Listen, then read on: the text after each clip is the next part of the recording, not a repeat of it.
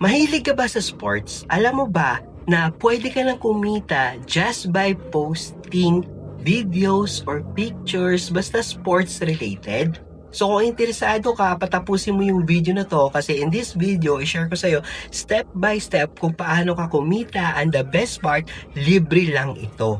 So kung bago ka lang sa video na to, huwag mo kalimutan i-click yung subscribe button at saka i-ring na rin yung bell notification para ma-notify ka every time na meron kaming bagong video.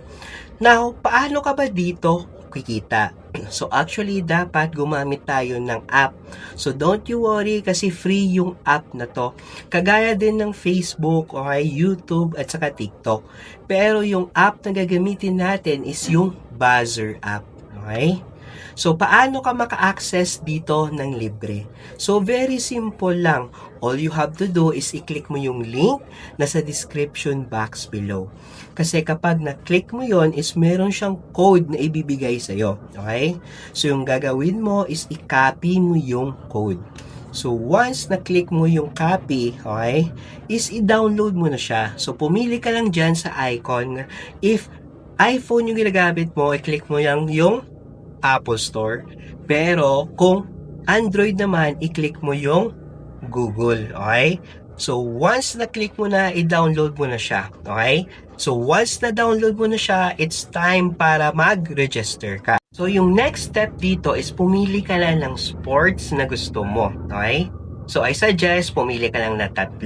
Okay? So, once nakapili ka na, mag-register ka na or maglagay ka na ng full name, username, okay, gender, age, at saka profile photo. Okay? So, kumpletuhin mo lang yan. So, once na kumpleto mo na, kung natandaan mo kanina is nag-copy ka ng code. So, hihingi siya ng referral code. So, i-post mo na yung code dito para magkaroon ka agad ng points na makukuha once nagsiging successful or verified na. Okay?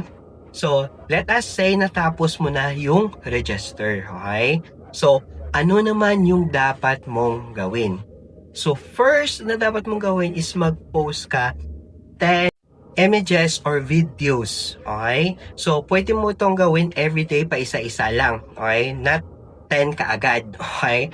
Pero, let me remind you, before ka mag-post, dapat uulitin ko, sports related lang. Kasi kapag hindi sports related, baka maban agad yung account mo. So, hindi ka na kumita, naban ka pa. Sayang lang, di ba?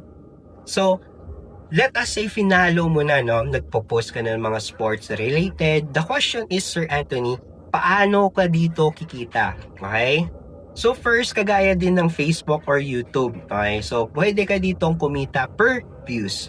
So, actually, that's $0.10 per 1,000 views yung kikitain mo dito. So, not bad na, di ba? Tapos, every time mag-share ka sa friends mo na gusto din nila kumita, is meron kang kikitain per register nila or per referral is $0.15. Okay? So, dito guys, meron tayong tinatawag na minimum withdrawal. Okay? Sa Facebook, nasa $25 or up. Okay? Pero, dito is nasa $10 only. So, once na-reach mo na yung $10, pwede mo na ma-withdraw. Okay? So, as of now, by recording this video, is pwede ka lang mag-withdraw through PayPal. Okay? So, kung hindi ka marunong, diba, kung paano gumawa ng PayPal account, don't worry, message mo lang ako sa Facebook para ma-share ko sa iyo yung video, okay, kung paano gumawa step by step. So, very simple lang yan. Okay?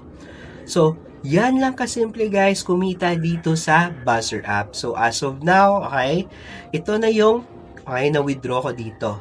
And as of now, syempre, by this video, okay, ito yung iniipon ko right now na i-withdraw ko.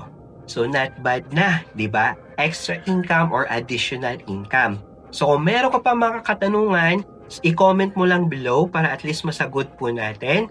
At kung meron ka nakuhang value sa video na to, share mo rin sa mga friends mo para kumita din sila. So, it's me again, Anthony James Yusa, signing out.